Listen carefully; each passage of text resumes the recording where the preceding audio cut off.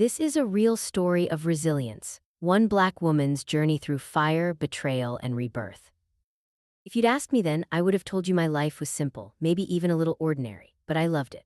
Every morning I woke to the soft chorus of birdsong and the gentle creak of the old farmhouse settling into the day. The air always smelled of dew and earth, and as I pulled on my boots, I'd pause for a moment at the window, watching the mist roll over the fields like a secret only I was meant to witness.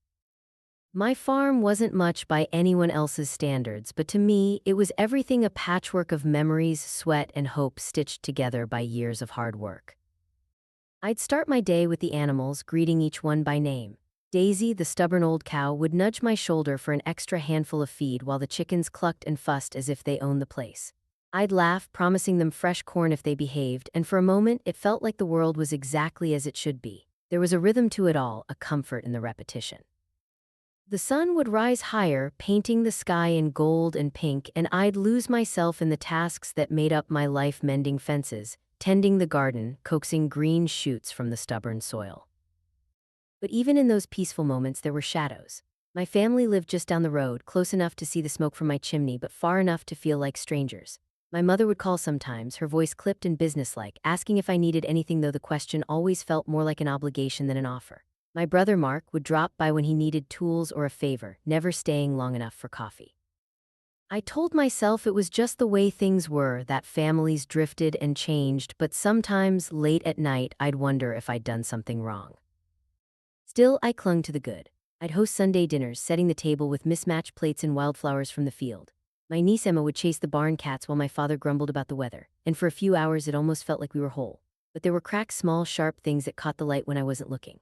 My mother's sighs when she thought I couldn't hear, Mark's offhand comments about how hard it must be to keep this place going all by yourself. I'd smile and change the subject, pretending not to notice the way their words stung. The farm was my anchor, my proof that I could build something lasting.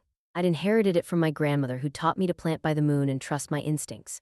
She used to say the land would always take care of me if I took care of it. I believed her. Even when the crops failed or the roof leaked, I believed. There was a kind of magic in watching seeds become food, in knowing that my hands could coax life from the earth. It made the loneliness bearable, gave me purpose when everything else felt uncertain. But sometimes, when the wind rattled the windows and the sky turned the color of bruises, I'd feel a flicker of fear. What if I couldn't hold it all together? What if the farm slipped through my fingers and I was left with nothing but memories? I'd shake the thought away, telling myself I was stronger than that. I had to be. On the surface, everything looked fine. The fields were green, the animals healthy, and the house, though worn, was filled with laughter and light. But beneath it all there was a tension I couldn't name, a sense that something was shifting. I'd catch my mother watching me with a strange expression, or find Mark lingering by the barn, his eyes calculating. I told myself I was imagining things, that I was just tired. But the feeling lingered, growing stronger with each passing day. One evening, as I sat on the porch watching the sun dip below the horizon, I felt a chill that had nothing to do with the weather. The sky was streaked with fire, the air heavy and still. I wrapped my arms around myself, listening to the distant sound of a siren, just a faint wail, barely audible over the crickets. I told myself it was nothing, just the usual noises of country life, but deep down I knew better. If only I'd known how quickly everything could change. If only I'd realized that the life I'd built, the home I'd fought so hard to keep, was balanced on the edge of something I couldn't control. Looking back, I can see the signs, the uneasy glances, the whispered conversations, the way the wind seemed to carry warnings I refused to hear. But in that moment, I was just a woman on her porch, watching the world she loved slip quietly into darkness, unaware that the storm was already on its way. It started with a smell, sharp, acrid, out of place in the cool night air. I woke with a jolt, heart pounding, the room bathed in an eerie orange glow. For a split second I thought I was dreaming, that the flickering light was just the sunrise come too early. But then I heard it, the crackle, the roar, the unmistakable sound of something alive and hungry tearing through wood and memory. I stumbled from my bed, feet tangling in the sheets, and threw open the window. Flames licked the side of the barn, greedy and wild, painting the sky with terror. My mind raced, refusing to believe what my eyes were seeing. This couldn't be happening, not here, not to me. I ran, barefoot and shaking, out into the yard. The heat hit me like a wall, searing my skin, stealing the breath from my lungs. The barn was already lost, the roof collapsing in a shower of sparks. I screamed for the animals, for anyone, but my voice was swallowed by the chaos. Daisy's terrified bellow cut through the night, and I sprinted toward the pasture, heart breaking with every step. Smoke stung my eyes, blinding me, but I forced myself forward. I fumbled with the gate, hands trembling, and managed to open it just enough for the cows to stumble out, wild-eyed and panicked. I called for the horses, the chickens, every living thing I could think of, desperate to save them from the inferno. The air was thick with ash, each breath a battle, each second a lifetime. I darted back toward the house, mind racing with what I needed to save. The photo albums, my grandmother's quilt, the box of letters tucked away in the closet. But the flames were faster than my thoughts, devouring everything in their path. I grabbed the nearest thing I could, a framed picture of my family, taken on a day when we'd all managed to smile, and stumbled back outside, coughing and sobbing. Neighbors began to arrive, drawn by the glow and the sirens that now screamed through the night. Someone shouted my name, but I could barely hear them over the roar. A pair of strong arms pulled me back as I tried to run toward the house again, and I fought them, wild with grief and terror. "Let me go, I have to," but the words dissolved into a fit of coughing, my lungs burning. The fire trucks arrived, red lights spinning, men and women leaping into action. Hoses snaked across the yard, water arcing through the air, but it was too late. The barn was gone, the house a skeleton of beams and memories. I watched helpless as the flames claimed everything I'd built, everything I'd loved. The heat was so intense I could feel it from across the yard, a living thing that wanted to swallow me whole. I sank to my knees in the dirt, clutching the picture frame to my chest. Around me, people moved in a blur, shouting, running, trying to help, but I was frozen, trapped in a nightmare I couldn't wake from. I thought of my grandmother, of all the years she'd spent tending this land, and I felt her loss like a fresh wound. The farm was more than just a place. It was a promise, a legacy, and now it was slipping away, piece by burning piece. The animals huddled together at the edge of the field, eyes wide with fear. I crawled to them, whispering words of comfort I didn't believe. I could see the chickens scattered in the grass, feathers singed, and I wept for every life I couldn't save. The firemen worked tirelessly, but the flames seemed to mock their efforts, leaping higher, reaching for the sky. I thought of calling my family, of begging them for help, but my phone was somewhere inside, lost to the fire. Even if I could reach them, what would I say? That I'd failed, that everything I'd worked for was gone. The shame was almost as heavy as the grief, pressing down on me until I could barely breathe. As the night wore on, the fire finally began to die, leaving behind a landscape of ruin. The house was a blackened shell, the barn nothing but smoldering timbers. The garden, once so full of life, was reduced to ash. I wandered through the wreckage, numb, my mind refusing to accept what my eyes saw. I found the quilt half burned and pressed it to my face, inhaling the scent of smoke and loss. Neighbors offered blankets, coffee, words of comfort, but nothing could touch the emptiness inside me. I was hollow, scraped clean by the flames. I tried to remember the sound of laughter in the kitchen, the feel of warm sunlight on my face, but all I could hear was the crackle of fire, all I could see was destruction. Dawn crept over the horizon, pale and indifferent. I stood in the ruins of my life, soot streaking my skin, hair tangled and singed. The world felt impossibly quiet, as if even the birds were mourning. I wanted to scream, to rage at the unfairness of it all, but I was too tired, too broken. I knew I should call my family, let them know what had happened, but a part of me hesitated. Would they care? Would they blame me? The questions twisted inside me, sharp and unrelenting. I was alone, truly alone, for the first time in my life. As the sun rose, casting long shadows over the wreckage, I realized that the fire had taken more than just my home. It had stolen my sense of safety, my belief that hard work and love were enough to protect me. I was adrift, unmoored, with nothing but ashes to show for a lifetime of dreams. But the fire was only the beginning of my nightmare. The morning after the fire, I stood at the edge of what used to be my home, the world around me gray and silent. The air was thick with the scent of smoke and loss, and every step I took crunched over memories reduced to ash. I wrapped my grandmother's half-burned quilt around my shoulders, clinging to it like a lifeline, and tried to gather the pieces of myself that the fire hadn't claimed. My hands shook as I dialed my mother's number, each ring echoing in the hollow space where hope used to live. She answered on the third ring, her voice brisk and impatient. "Hello." For a moment, I couldn't speak. My throat was raw from smoke and grief, and the words tangled together. "Mom, it's me. The farm, it's gone. There was a fire." My voice broke, and I pressed a hand to my mouth, fighting to hold back the sobs. There was a pause, just long enough for me to imagine her face, tight-lipped, eyes narrowed, already calculating. "Are you all right?" she asked, but the concern sounded forced, like she was reading from a script. "I'm alive. The animals are safe, mostly, but everything else," I trailed off, hoping she'd hear the plea in my silence, the desperate need for comfort. Well, she said, her tone turning sharp, I suppose you'll have to figure out what to do next. You can't stay there, obviously. It's not safe. I blinked, stunned. I don't know where to go, I thought maybe. She cut me off. You can't expect us to take you in, not with your father's health and all the space issues. Mark's got the kids and you know how small our place is. Maybe you should look into a shelter or something or call your insurance. The words hit harder than the fire ever could. I tried to swallow the hurt, to remind myself that she was just practical, that she'd always been this way. But it felt different now, colder, final. I just needed to hear your voice, I whispered, but she was already moving on. Have you called Mark? Maybe he can help. I really can't deal with this right now. I'm sorry. I hope you figure something out. The line went dead and I stared at my phone, numb. I thought of my brother, of all the times I'd helped him fix his truck or watched his kids so he could have a night out. I dialed his number, hope flickering one last time. He answered with a laugh in his voice, the sound of children in the background. Hey sis, what's up? I tried to keep my voice steady. Mark, the farm burned down. I don't have anywhere to go. I was hopping. He cut me off, his tone shifting. Oh wow, that's rough, but you know, we're packed in here. The kids are already sharing rooms and Lisa's mom is staying with us for a while. I don't think we have space. Maybe you could stay with mom and dad. They said no, I said quietly. He sighed, the sound heavy with annoyance. Well, I don't know what to tell you. You can't just show up and expect us to drop everything. You're not a kid anymore. You'll figure it out. You always do. I wanted to scream, to remind him of every time I'd been there for him, every sacrifice I'd made, but the words stuck in my throat, bitter and useless. Okay, I said, my voice barely a whisper. Look, I gotta go. The kids are fighting again. Good luck, all right. The call ended and I stared at the blackened remains of my life, the weight of rejection settling over me like a second skin.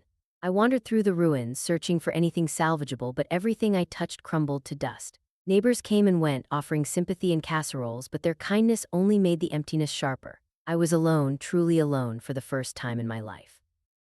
By afternoon, word had spread. I heard the whispers, she lost everything. Poor thing, what will she do now? As if I were already gone, a ghost haunting the edges of their lives.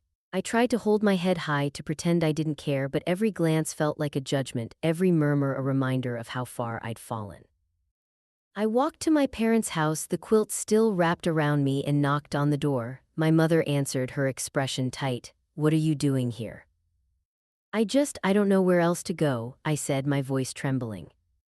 She stepped aside, but only just. You can come in for a bit, but you can't stay. Your father needs his rest and we can't have any more stress right now. I sat at the kitchen table, the same one where I'd eaten 1,000 meals, and tried to make myself small. My father glanced at me over his newspaper, eyes cold.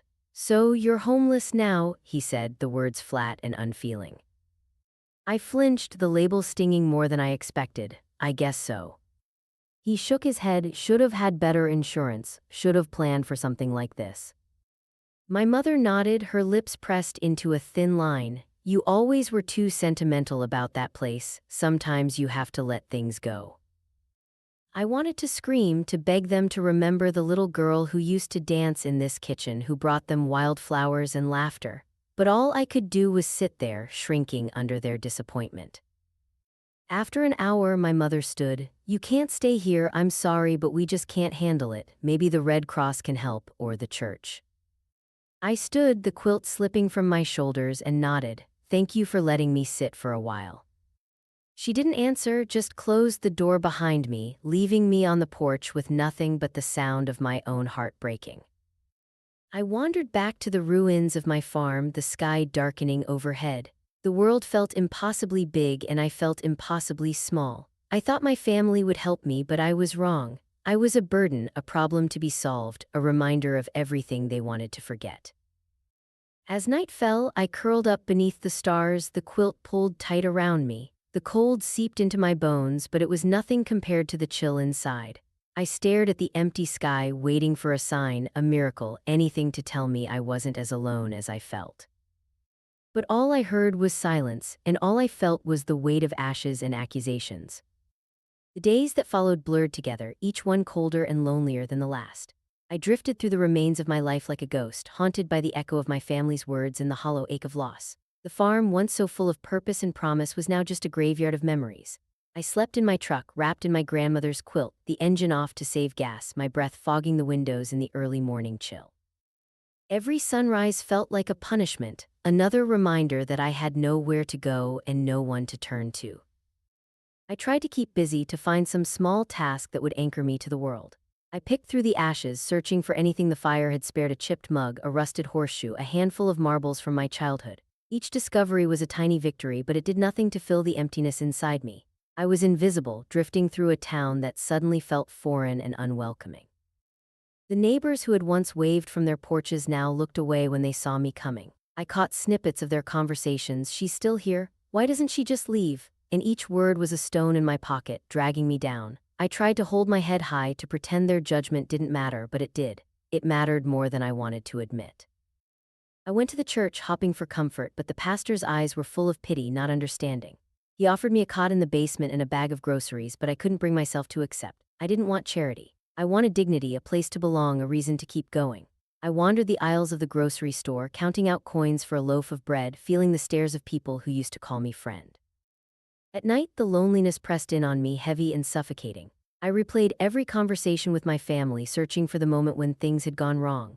Was it my fault? Had I asked for too much, expected too much? I thought of my mother's cold eyes, my father's dismissive shrug, Mark's hurried excuses. I wondered if they ever thought of me, if they missed me at all. The shame was the worst part. It clung to me like smoke, seeping into my skin, my bones, my soul. I was ashamed of losing the farm, of needing help, of being so utterly alone. I avoided the places I used to love: the diner, the library, the feed store, afraid of running into someone who would ask questions I couldn't answer. I was a stranger in my own life, a shadow flickering at the edge of other people's happiness.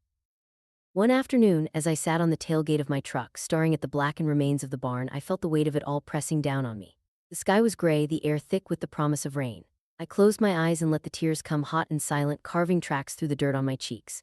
I thought about giving up, about driving away and never looking back. Maybe it would be easier to disappear, to let the world forget I ever existed. But as the rain began to fall, soft and steady, a memory surfaced unbidden, but so vivid it took my breath away. I was 16 again, babysitting for the Hendersons down the road. Their son Jamie was a quiet, awkward boy with a mop of dark hair and a shy smile. He'd been bullied at school and his parents were always busy, so I became his confidant, his safe place. We spent hours building forts in the living room, reading stories, dreaming up adventures. He once told me, "You make me feel like I matter." I'd laughed, ruffling his hair, and promised him that he did. I hadn't thought of Jamie in years. After high school, he'd moved away, and I'd heard rumors that he'd done well for himself, something about tech or finance or maybe both. I remembered the last time I saw him, standing on my porch with a suitcase in hand, his eyes bright with hope. "Thank you," he'd said, hugging me tight. "I'll never forget what you did for me." The memory was a spark in the darkness, a reminder that I hadn't always been lost. I'd made a difference once. I'd mattered to someone. Maybe, just maybe, I could matter again. I sat there for a long time, letting the rain wash over me, soaking through the quilt and my clothes, chilling me to the bone. But inside, something had shifted. I realized I had nothing left to lose except one last chance. I didn't know if Jamie would remember me or if he'd even care, but I had to try. I had to believe that kindness could come full circle, that the world wasn't as cold as it seemed. With trembling hands, I pulled out my phone and searched for his name. It took a few tries, but there he was: Jamie Henderson, CEO, philanthropist, a face I barely recognized in the glossy photos. My heart pounded as I typed out a message, each word a lifeline thrown into the void. "Hi Jamie, I don't know if you remember me, but I used to babysit you when you were little. I'm in a tough spot and could really use a friend. If you have a moment, I'd love to talk." I stared at the screen, my finger hovering over the send button. For a moment, fear threatened to swallow me whole. What if he ignored me? What if he laughed? But then I remembered the boy who'd once looked at me like I was his hero, and I pressed send. As the message flew out into the world, I felt a strange sense of peace. I didn't know what would happen next, but for the first time since the fire, I felt a flicker of hope. Maybe this was the beginning of something new. Maybe, just maybe, I wasn't as alone as I thought. And so, with nothing left to lose, I waited, heart pounding, breath held for a sign that my story wasn't over yet. I stared at my phone long after the message was sent, the screen glowing in the dim light of my truck's cab. The rain had stopped, leaving the world washed clean, but I felt anything but renewed. My heart thudded in my chest, every second stretching into an eternity. Would he remember me? Would he care? Or would my message disappear into the endless stream of requests and demands that must fill the life of someone like Jamie Henderson?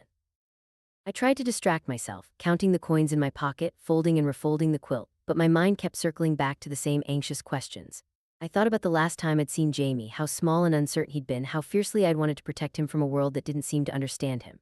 Now he was the one with power, the one who could change my life with a single word. The thought made me feel both hopeful and unbearably exposed. An hour passed, then two. I told myself not to hope, not to expect anything. People moved on, they forgot. I was just a footnote in his story, a faded photograph in a box somewhere. But then, just as the sky began to darken again, my phone buzzed. I snatched it up, hands trembling. A message from Jamie. Of course I remember you. Are you okay? Where are you? Can I call? Relief and fear crashed over me in equal measure. I typed back, I'm safe, but things are hard. I'd really appreciate a call. Seconds later, my phone rang. I hesitated, staring at his name on the screen, then answered, my voice barely above a whisper. Hello. There was a pause, then a voice I hadn't heard in years, deeper now, but unmistakably Jamie. Hi, it's really you. I can't believe it. I let out a shaky laugh, tears pricking my eyes. It's me. I'm sorry to reach out like this. I didn't know who else to call.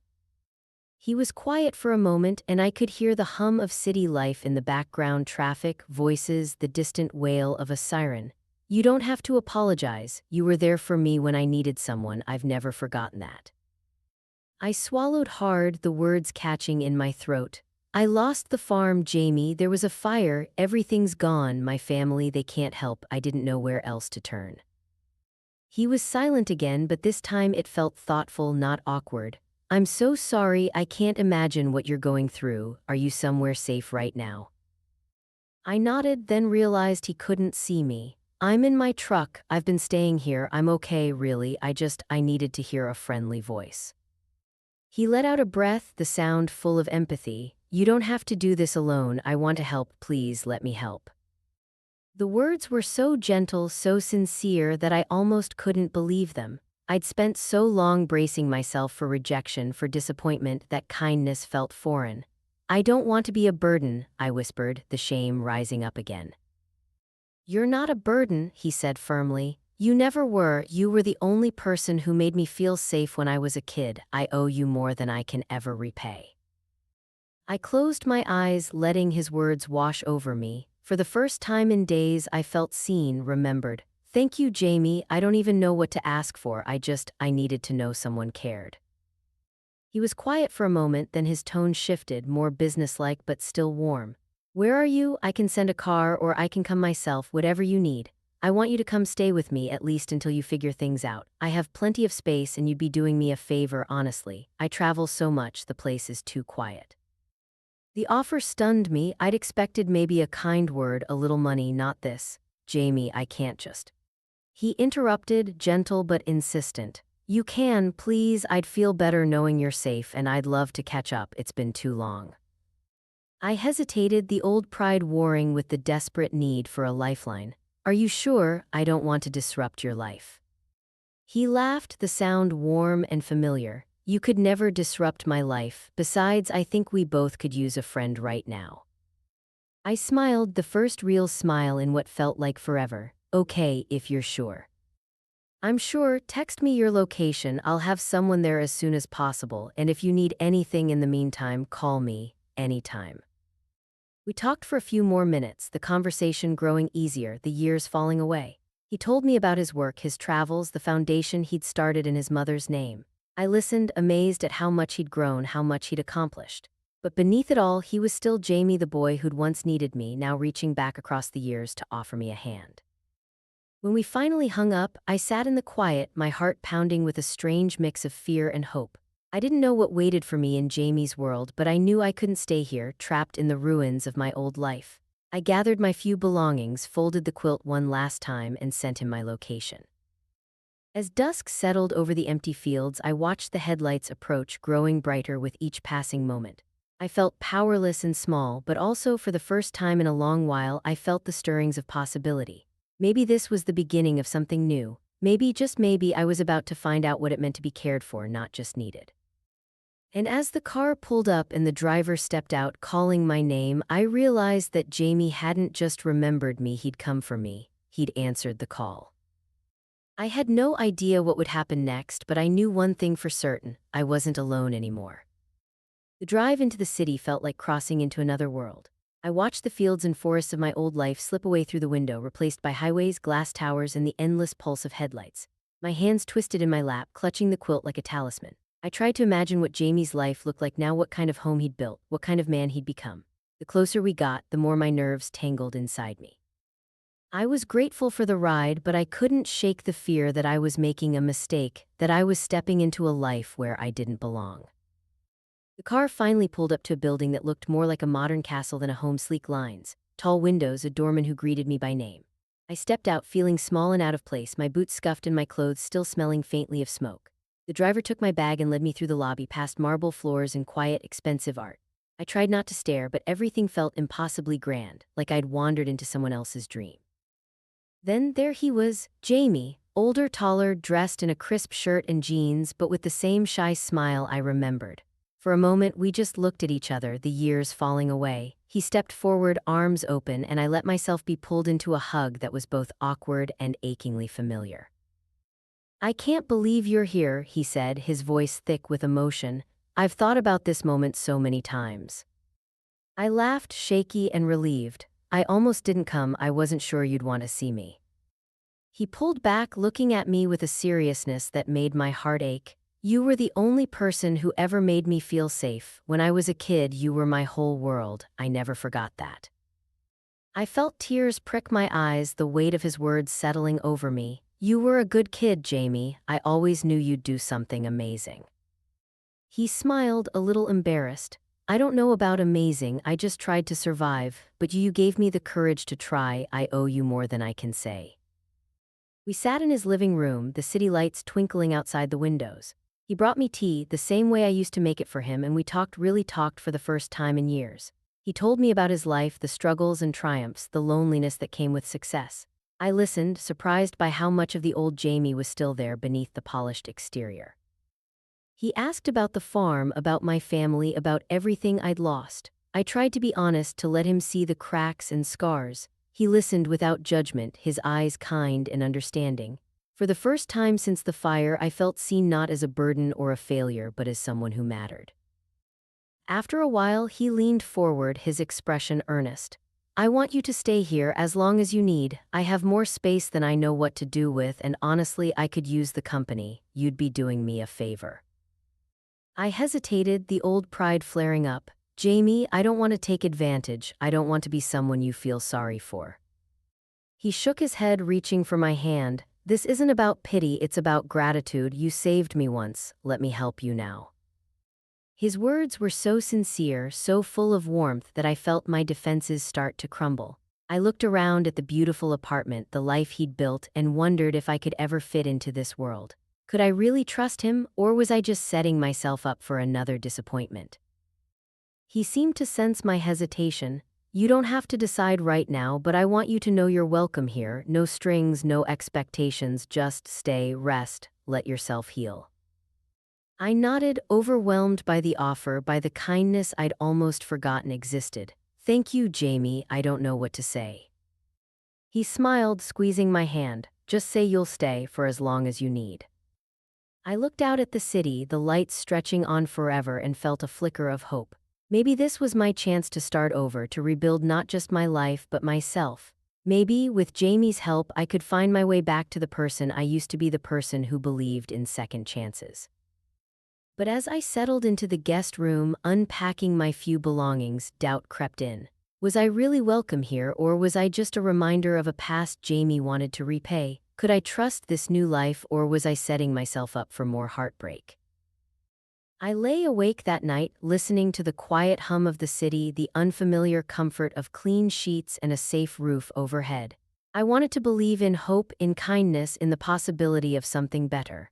I wanted to believe that Jamie's offer was real, that I could accept it without fear. So I whispered a promise to myself. I would try, I would let myself hope just a little. I would accept his offer even if I wasn't sure I deserved it. But as I drifted off to sleep, I couldn't help but wonder, was this the beginning of my healing or just another mistake waiting to happen?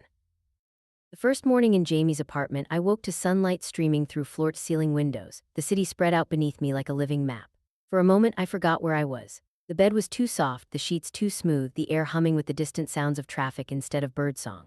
I sat up slowly, the quilt from home folded at the foot of the bed, a small island of familiarity in a sea of luxury. Jamie had left a note on the kitchen counter, handwritten, warm and reassuring. "Take your time, there's coffee, breakfast, and anything else you need. I'll be back by noon, make yourself at home."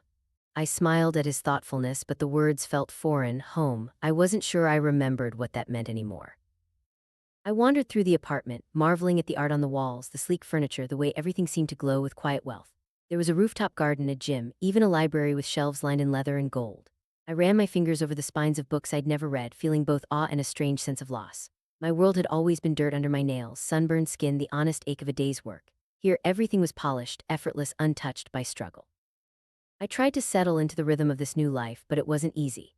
The staff housekeepers, a driver, a woman who came to water the plants moved through the apartment with practiced ease, their smiles polite but distant. I caught them glancing at me, curiosity flickering in their eyes. Who was I, this woman in worn jeans and boots, haunting the halls of a billionaire's home? I felt like an imposter, a stray animal taken in out of pity.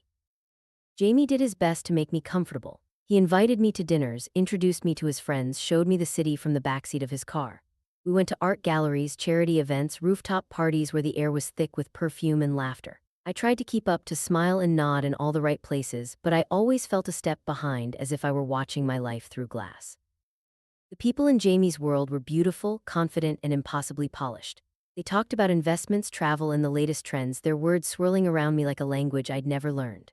Some were kind, asking gentle questions about my background, but most looked at me with thinly veiled curiosity, or worse, envy. I could see it in their eyes, the unspoken question of what I was doing here, what I had to offer. At one party, a woman with perfect hair and a diamond bracelet leaned in close, her voice syrupy sweet.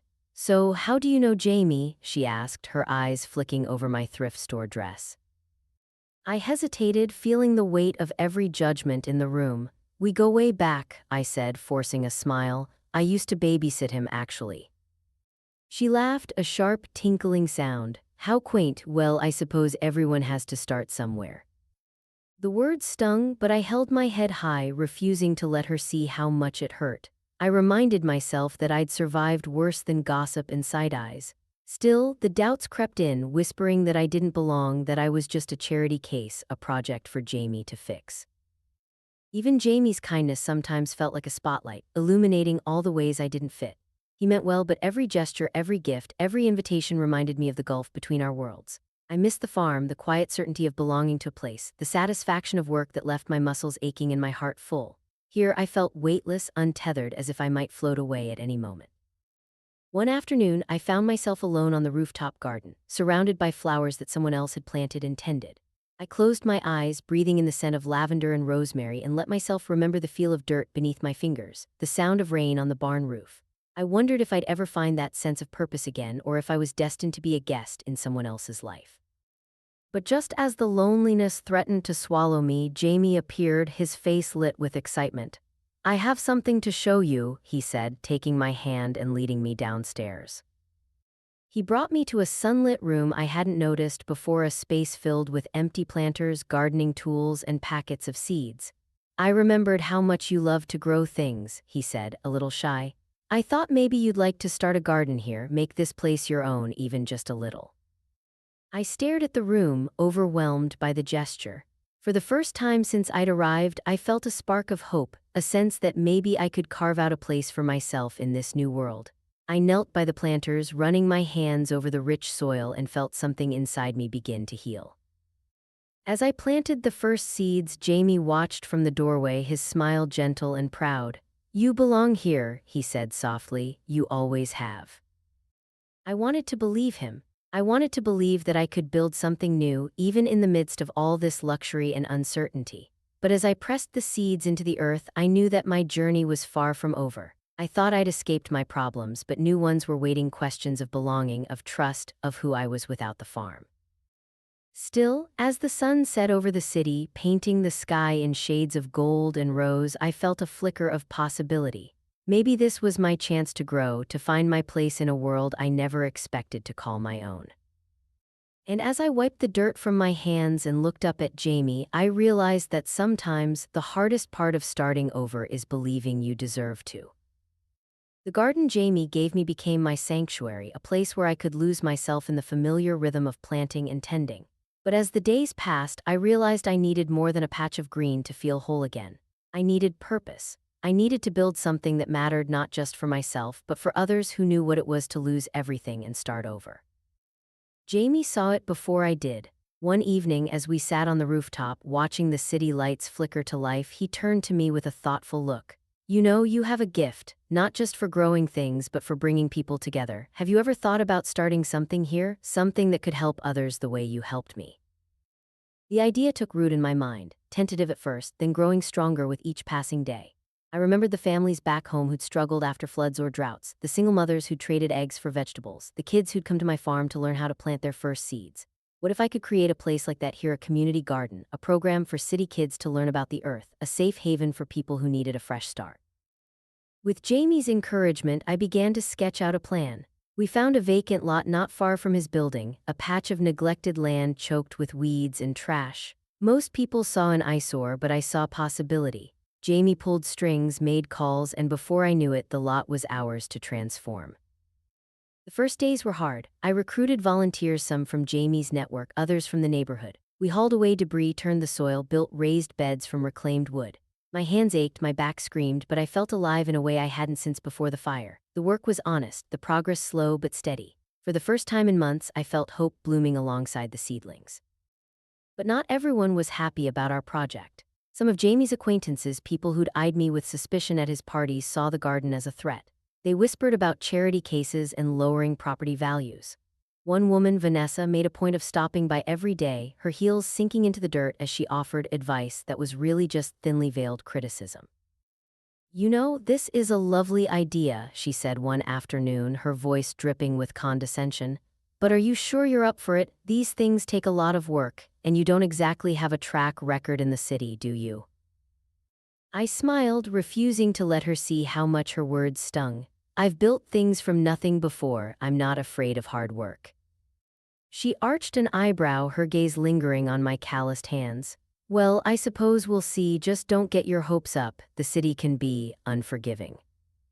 Her words echoed in my mind as I worked late into the night, planting, watering, coaxing life from the stubborn soil. Every step forward felt like 2 steps back. The city's bureaucracy was a maze of permits and inspections. Supplies went missing, tools were stolen. One morning I arrived to find the beds trampled, seedlings uprooted, a crude message spray-painted on the fence, "Go back where you came from." For a moment, I wanted to give up. The old doubts crept in, whispering that I didn't belong, that I was foolish to think I could make a difference here. I sat on the curb, head in my hands, fighting back tears, but then Jamie arrived, breathless and furious, and knelt beside me. "Don't let them win," he said, his voice fierce. "You're stronger than this, you taught me that." His faith in me was a lifeline. I stood, wiped my eyes, and got back to work. I rallied the volunteers, patched the fence, replanted what I could. Word spread about the vandalism, and more people showed up to help, neighbors, parents, even a few of Jamie's friends who'd once kept their distance. The garden became a symbol of resilience, a place where anyone was welcome, no matter where they came from. Still, the setbacks kept coming. The city delayed our permits, donations dried up. Vanessa and her circle spread rumors, questioning my motives, hinting that I was using Jamie for his money. I tried to ignore them, but their words found their mark, feeding the doubts that never quite left me. One evening, after a long day of planting, I found Jamie waiting for me at the garden gate. He handed me a folder, his expression serious. "I want you to see this," he said. Inside were letters, anonymous, cruel, accusing me of exploiting Jamie, of running a scam, of being nothing more than a homeless woman looking for a handout. My hands shook as I read them, the shame and anger rising up like a tide. "I'm sorry," Jamie said quietly. "I should have told you sooner. I wanted to protect you." I looked at him, searching his face for doubt, for pity, for any sign that he believed the lies. But all I saw was concern and something deeper, trust. "I don't care what they say," he continued. I know who you are, I know what you've done for me, for this city, don't let them take that away from you. His words steadied me, but the damage was done. The next day, the city inspector arrived with bad news. Someone had filed a complaint claiming we were violating zoning laws. The garden was shut down, the gates locked, the future uncertain. I stood outside the fence, staring at the rows of tender shoots, the dreams I'd planted now trapped behind cold metal. The volunteers drifted away, their faces etched with disappointment. Jamie tried to reassure me, promising to fight the decision, but I felt hollow, defeated. Every step forward felt like 2 steps back. I'd thought I was building something new, something lasting, but now it all seemed so fragile, so easily destroyed by jealousy and fear. As I walked home that night, the city lights blurred by tears, I wondered if I'd made a terrible mistake. Maybe Vanessa was right, maybe I didn't belong here, maybe I was just a burden, a problem Jamie had tried to fix. But as I reached the apartment, Jamie was waiting for me, his eyes full of determination. "This isn't over," he said. "We're not giving up, not now." I wanted to believe him, I wanted to believe in myself. But as I lay awake, staring at the ceiling, I couldn't shake the feeling that the world was conspiring to keep me from finding my place. And for the first time since the fire, I wondered if hope was enough to see me through. I should have known that success, even the fragile kind, would draw attention. The garden's struggle had made the local news, and with it my name. Suddenly, people who hadn't spoken to me in months or years were reaching out. At first, it was just old friends from the town, sending messages of support or curiosity. But then one morning, my phone buzzed with a number I recognized and dreaded, my mother. I hesitated before answering, my heart pounding. "Hello." Her voice was syrupy sweet, a tone she reserved for getting what she wanted. "Darling, I saw you on TV. Imagine my daughter running a city project with a billionaire. We're all so proud." I could hear the falseness, the calculation. "It's not just me, Mom, there's a whole team, and it's not really running yet. We're fighting to keep it open." She tutted, brushing aside my words. "Well, it's still impressive. Your father and I were just saying how wonderful it would be to visit. Maybe we could come up for a weekend, see the city, meet your friend." I bristled at the implication. "Jamie, been helping, but this isn't a social club, we're trying to save the garden." She laughed, a brittle sound. Of course, but you know it's important to make connections, you never know when you'll need a little help. Speaking of which, your brother been having a rough time, lost his job, poor thing, maybe Jamie could put in a good word somewhere." There it was, the real reason for her call, not pride, not love, but opportunity. I felt the old anger rise, hot and bitter. "I can't ask Jamie for favors, he's already done more than enough." She sighed, her patience thinning. "You always were so stubborn, we're family, we help each other, or have you forgotten that?" I almost laughed at the irony. "I remember asking for help after the fire, you told me to go to a shelter."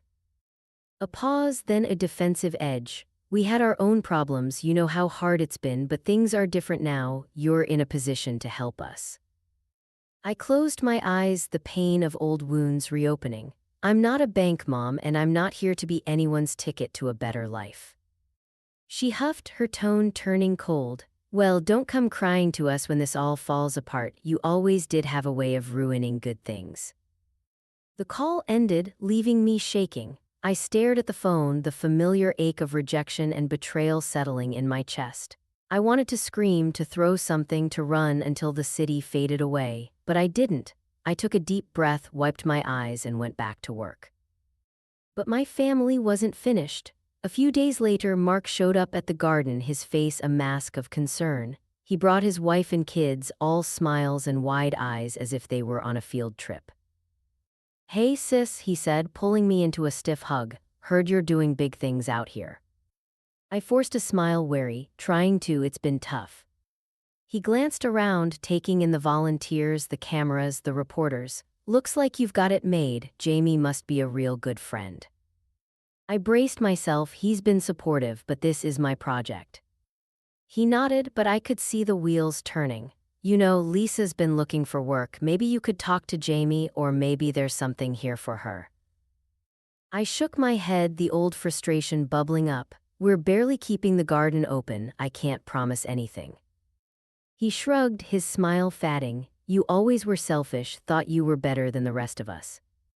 His words stung, but I refused to let them land. "I'm doing the best I can, Mark. I can't fix everything."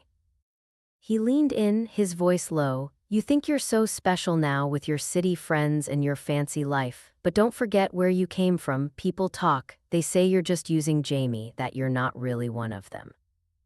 I met his gaze, steady and unflinching. "Let them talk, I know who I am."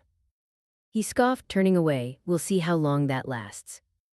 As they left, I felt the old shame creeping in, the sense that no matter how far I'd come, I'd never be enough for them. I tried to shake it off, to focus on the garden, but the doubts lingered.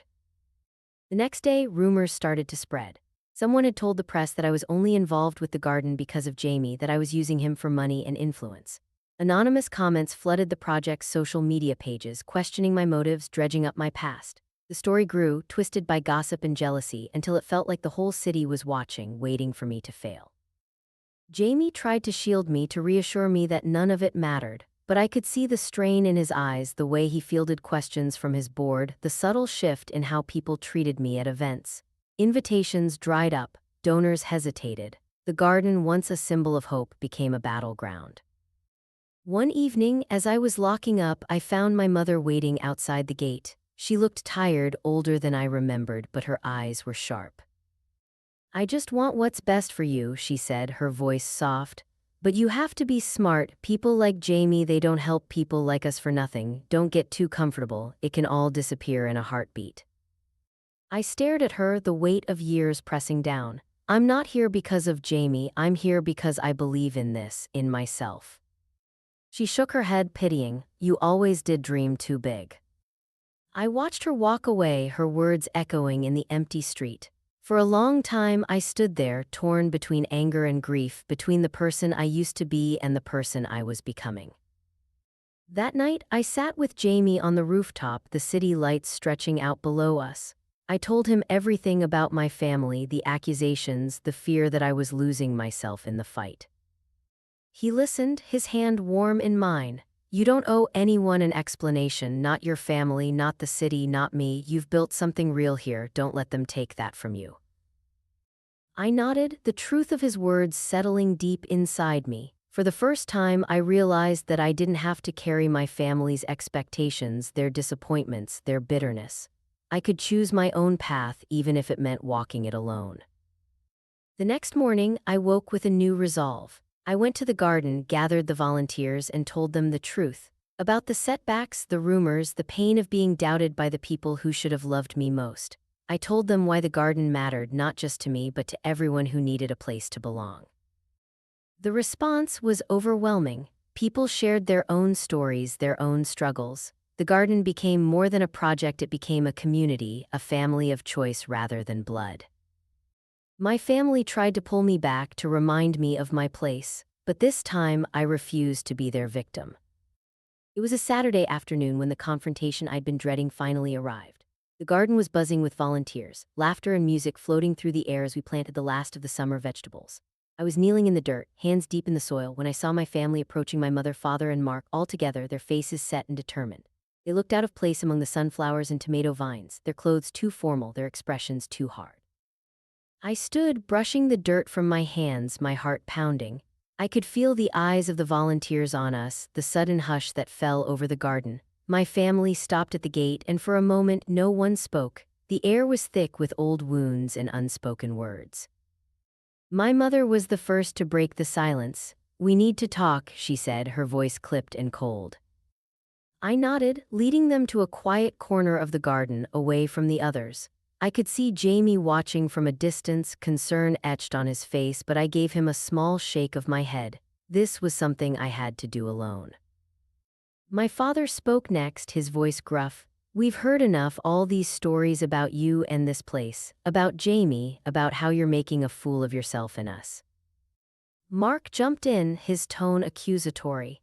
"You've been parading around like you're better than us, like you don't need your family, but you wouldn't be here if it weren't for Jamie's money. You're just using him, and everyone knows it." I felt the old shame rising, the urge to shrink, to apologize, to make myself small, but I forced myself to stand tall, to meet their eyes. Is that what you really think, that I'm just here for a handout, that I haven't worked for any of this? My mother's lips tightened. You always were too proud, too stubborn to ask for help when you needed it, and now too proud to admit you're in over your head. I took a deep breath, feeling the anger and hurt swirl inside me. I did ask for help. After the fire, I begged you to let me stay, to give me a place to land. You turned me away, you called me homeless, you made it clear I was a burden. My father looked away, but my mother's gaze was unflinching. We had our reasons, we couldn't take on your problems, we have our own lives. And yet here you are, I said, my voice trembling but strong. Not because you care about me, but because you want something. Because you think you can use Jamie or this garden to get ahead. You didn't come to help, you came to take. Mark's face flushed with anger. That's not fair, we're family, family helps each other. I shook my head, tears stinging my eyes. Family is supposed to help each other, but you only show up when you want something. When I needed you, you were nowhere to be found. When I was sleeping in my truck, when I was picking through the ashes of my life, you turned your backs on me. My mother's voice softened just a little. We were scared, we didn't know how to help. I looked at her, searching for the mother I remembered, the one who used to braid my hair and sing me to sleep. You could have tried, you could have listened, but instead you judged me, you made me feel like I was nothing. There was a long silence. My father shifted uncomfortably, Mark looked away, and my mother's eyes glistened with unshed tears. I took a shaky breath, feeling the weight of years lift from my shoulders. I'm not here to beg for your approval, I'm not here to fix your problems or make you proud. I'm here because I believe in what I'm doing, because I found a family in this garden, in these people, in myself. Mark scoffed, so you're just going to turn your back on us, on your real family? I shook my head, my voice steady. I'm not turning my back, I'm setting boundaries. I won't let you use me or Jamie or this garden. I won't let you make me feel small anymore. My mother's face crumpled, and for a moment I saw regret flicker in her eyes. We just wanted you to be happy. I am happy, I said, surprising myself with the truth of it. For the first time in a long time, I'm proud of who I am, I'm proud of what I've built, and I won't let anyone, family or not, take that away from me. My father cleared his throat, his voice rough. You've changed. I smiled, a real smile full of hard-won strength. I had to learn to stand on my own, and I'm not afraid anymore. There was another long silence, the kind that comes when everything that needs to be said has finally been spoken. My family looked at me, really looked at me, and I saw something shift in their eyes. Maybe it was understanding, maybe it was loss, maybe it was just the realization that I was no longer the person they could control. Mark turned away first, muttering under his breath. My father followed, his shoulders slumped. My mother lingered, her eyes searching mine for something she couldn't name. I hope you find what you're looking for, she said softly. I already have, I replied. She nodded, then turned and walked away, leaving me standing in the sunlight, the garden blooming around me. I watched them go, my heart pounding with a mix of relief and sorrow. I knew this wasn't the end of our story, but it was the end of something, the end of letting their doubts define me, the end of carrying their burdens as my own. As I walked back to the volunteers, Jamie met me with a quiet smile. You okay? He asked. I nodded, feeling lighter than I had in years. I am now. The garden felt different, brighter, as if the very earth recognized the change in me. I was no longer the woman who needed saving, no longer the daughter desperate for approval. I was myself, strong, capable, and free. But as I looked around at the faces of the people who had become my true family, I knew the real test was still to come. There were battles ahead, challenges I couldn't yet see, but for the first time I was ready to face them on my own terms. And as I walked away from my family, I did so with my head held high, my dignity intact, and my heart open to whatever came next. In the weeks that followed the confrontation with my family, something inside me shifted. The heaviness I'd carried for so long, the shame, the doubt, the ache of old wounds began to lift. I woke each morning with a sense of purpose, no longer haunted by the past but drawn forward by the promise of what I was building. The garden, once a fragile dream, had become a living testament to resilience. Every green shoot, every blossom, every harvest was proof that new life could grow from even the blackest soil. Word spread about our project. The city, once skeptical, began to take notice. Local news crews filmed stories about the transformation of the vacant lot, about the community that had sprung up around it. Parents brought their children to learn how to plant seeds and pull weeds. Elderly neighbors came to share stories and recipes, their laughter mingling with the sound of bees and birds. The garden became a place of healing, not just for me, but for everyone who stepped through its gates. I found myself surrounded by people who believed in the power of second chances. Volunteers who had lost jobs, homes, or loved ones poured their energy into the soil, finding hope in the rhythm of planting and tending. We celebrated every small victory: a new bed of tomatoes, a grant from the city, a child's first carrot pulled from the earth. The setbacks still came, but we faced them together, our roots intertwined. Jamie was there every step of the way, not as a savior, but as a friend and partner. He rolled up his sleeves, dug in the dirt, and listened to the stories of the people who found solace in our garden. He never tried to take over or make it about himself. Instead, he encouraged me to lead, to trust my instincts, to believe in my vision. His faith in me became a quiet strength, a reminder that I was capable of more than I'd ever imagined. As the garden flourished, so did I. I started workshops for local schools, teaching children about the magic of growing their own food. I partnered with shelters and food banks, donating fresh produce to families in need. I spoke at city council meetings, advocating for more green spaces and community projects. Each time I stood before a crowd, I felt the old fear rise up, but I faced it head-on, my voice steady and clear. People began to seek me out, not just for advice on gardening, but for guidance on how to rebuild after loss. I shared my story openly: the fire, the loneliness, the betrayal, and the slow, painful climb back to hope. I watched as others found courage in my words, as they realized they too could rise from the ashes of their own heartbreak. The contrast between my old life and my new one was stark. I no longer measured my worth by my family's approval or by the things I'd lost. Instead, I found value in the lives I touched, in the community I helped create. The farm was gone, but its spirit lived on in every seed I planted, every hand I held, every heart I helped heal. Yet even as I embraced this new chapter, the question of forgiveness lingered. Could I ever truly forgive those who had hurt me? My family's absence was a dull ache, a reminder of the love I once craved. Sometimes late at night, I wondered if reconciliation was possible, if the wounds between us could ever heal. I saw glimpses of them in the city: my mother at the market, Mark driving by the garden, but we exchanged only brief nods, the distance between us still wide. One evening, as the sun set over the city, painting the sky in shades of gold and lavender, I stood at the edge of the garden and watched the community I'd helped build. Children chased each other between the rows of beans, neighbors shared stories over baskets of fresh herbs, and Jamie laughed with a group of volunteers, his face lit with joy. I felt a deep sense of peace, a quiet certainty that I was exactly where I was meant to be. I knew the journey wasn't over. There were still wounds to heal, bridges to rebuild, forgiveness to find. But I also knew that I was no longer defined by my past. I was stronger, wiser, and more compassionate than I'd ever been. I had risen from the ashes, not just surviving, but thriving. As the first stars appeared in the evening sky, I allowed myself to hope, not just for myself, but for the possibility of healing old rifts. Maybe in time, forgiveness would come. Maybe one day my family and I would find our way back to each other.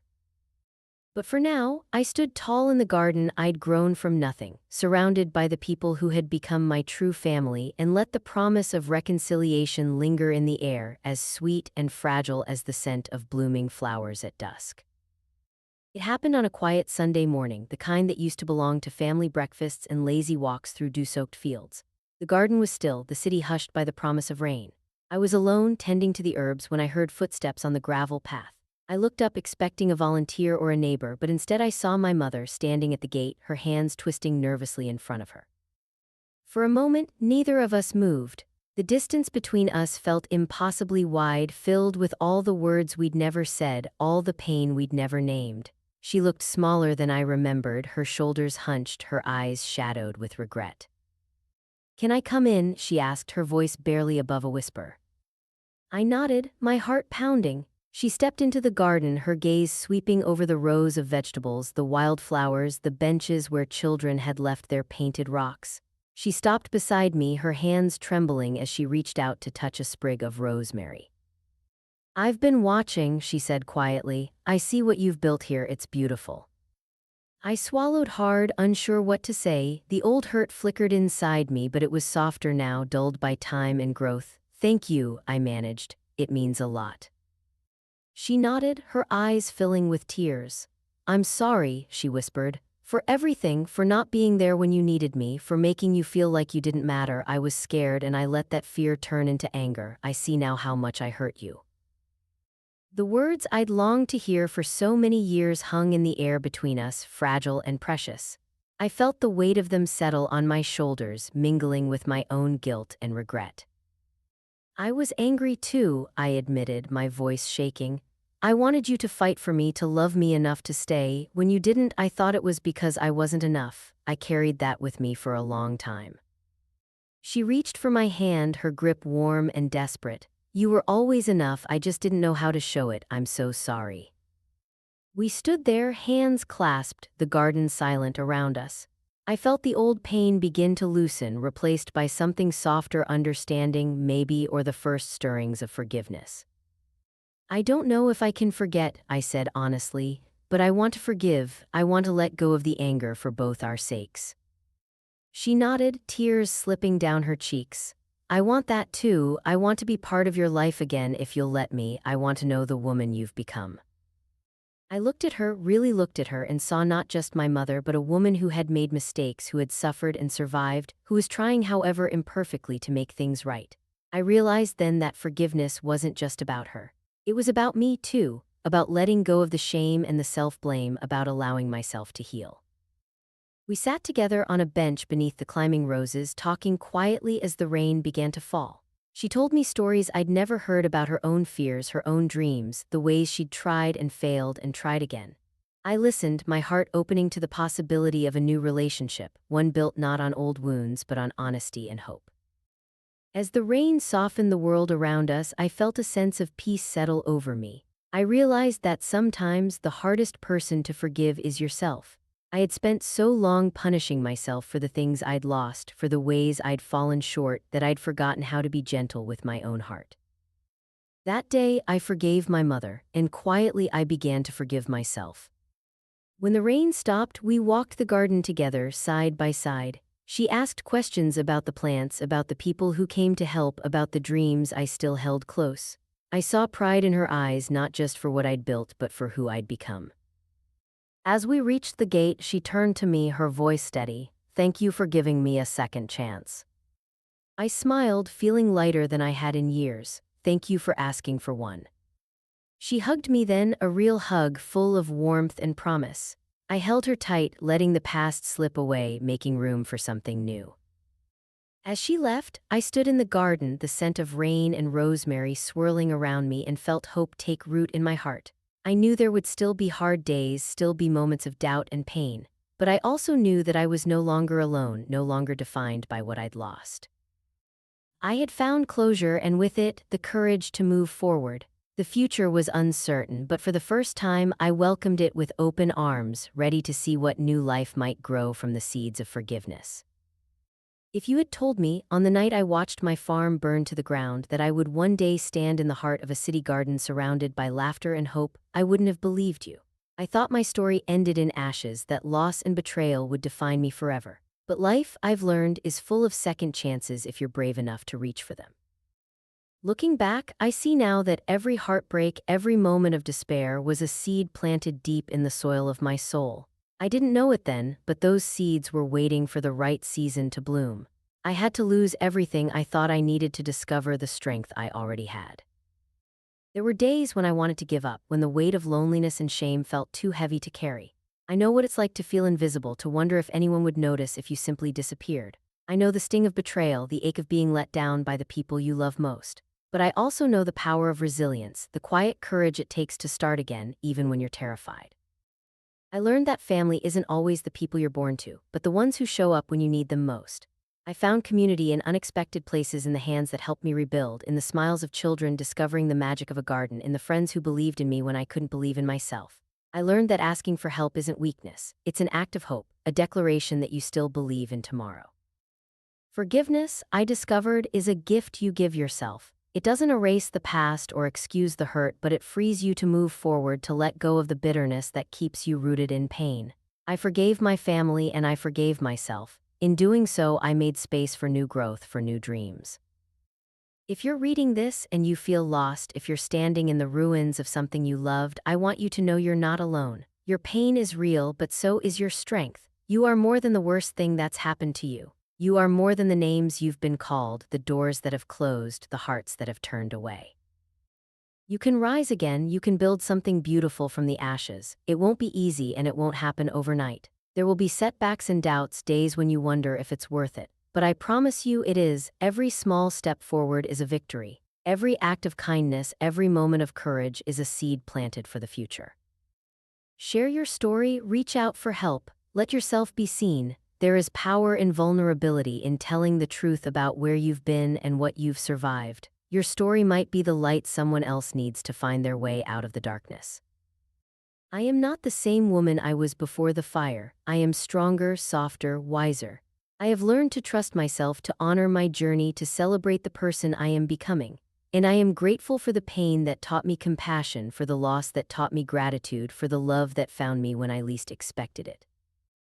If you've ever felt alone, remember, you can rise again. You can create a new beginning no matter how broken things seem. The world is full of gardens waiting to be planted, of hearts waiting to be healed. All you have to do is take the first step. And if you're ready, I hope you'll share your story too, because together we can turn even the darkest soil into something beautiful. A year has passed since the day I stood in the ashes of my old life, and sometimes I still marvel at how much can change in so little time. The city garden has grown beyond anything I could have imagined.